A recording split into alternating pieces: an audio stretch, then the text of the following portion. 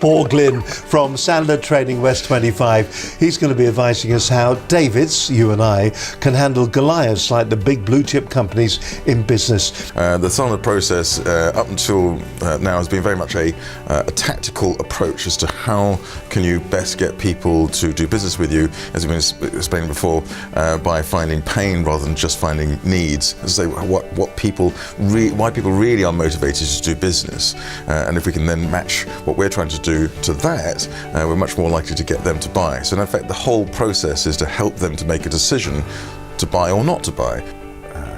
We always have a desire to explain why we're great, why we're superb, why our product or service is the best out there. So we try and really push our product or service. We try and sell.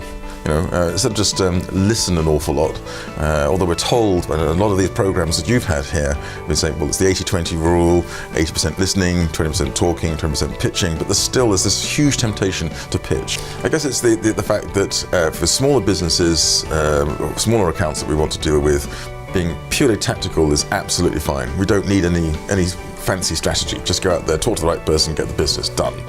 But it's exactly as you say, when you're talking about larger organizations, we need to have something over and above that. We need to have some sort of strategy.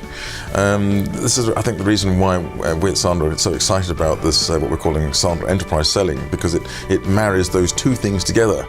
Doing bonding and rapport, finding pain, budget and decision, and all that good submarine stuff that we saw before absolutely applies.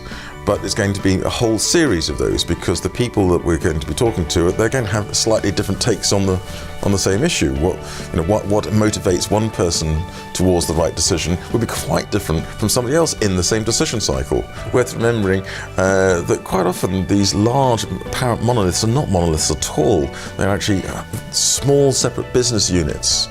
And quite often, therefore, we can actually deal with those individual business units and then build our way back into the big business that way. So, no, I'm just saying, we have to have the courage to knock on the door, but we can only do so, talking about that first step, when we know what it is that's actually worth talking to them about. Where do we come in? Well, it's either a business we're already doing business with, in which case we're starting, well, somewhere on that circle, or it's completely new to us, in which case we probably need to be looking at building some relationships, territory and account planning.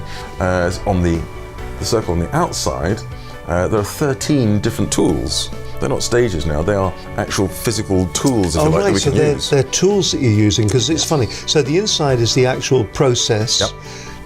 And the tools are on the outside. The tools are the how to do it. How do we make sure that we really do exactly what's necessary to make sure we look after ourselves and the client. My name is Paul Glynn from Sandler Training West End 25. What I want to leave with you today is that using a tactical sales approach only works great for winning smaller accounts.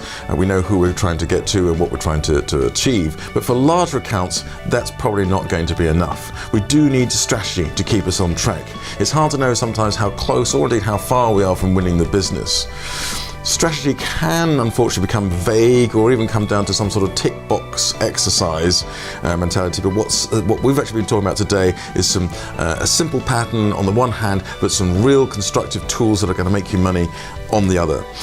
So a client of mine, if you like, summed it up as if a business appointment is using the Sandler submarine, then what we're now been talking about is how you manage a whole fleet of submarines. And certainly if you want to know a bit more about this particular way of strategizing, and there's going to be something coming up in July with the Surrey Chamber of Commerce.